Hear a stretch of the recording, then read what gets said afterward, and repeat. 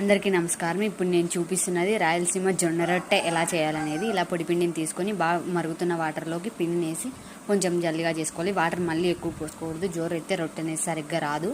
ఇలా ముద్దగా చేసుకొని ఎంత వీలైతే అంతసేపు కలిపితేనే క్రాక్స్ రాకోకుండా రొట్టె కూడా చాలా బాగా వస్తుంది, బాగా పొంగుతుంది కూడా. ఇలా ముద్దలా చేసుకొని పొడి పిండి జల్లుకొని కొంచెం వెడల్పు ముద్దలా చేసుకోవాలి.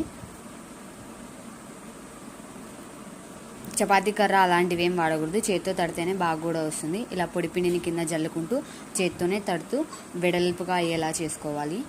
మందం తట్టకూడదు, మందం తడితే తినడానికి కూడా బాగుండదు. సలపాగా తడితేనే రొట్టె అనేది బాగుంటుంది. సైడ్ క్రాక్ వచ్చినప్పుడు ఇలా మొత్తం అంచులు వెంట అని తట్టాలి. చేత్తో తీసుకొని వేడిగా ఉన్న పెనం మీదకి వేసేయాలి. అప్పుడే ఇది బాగా రొట్టె కాలిన తర్వాత బబుల్స్ లాగా వస్తాయి, వాటి మీద నీళ్ళు చల్లాలి. నీళ్ళు చల్లడం వల్ల కొంచెం రొట్టె అనేది మెత్తగా ఉంటుందన్నమాట, గట్టిగా లేకోకుండా. ఇలా అవతల వైపు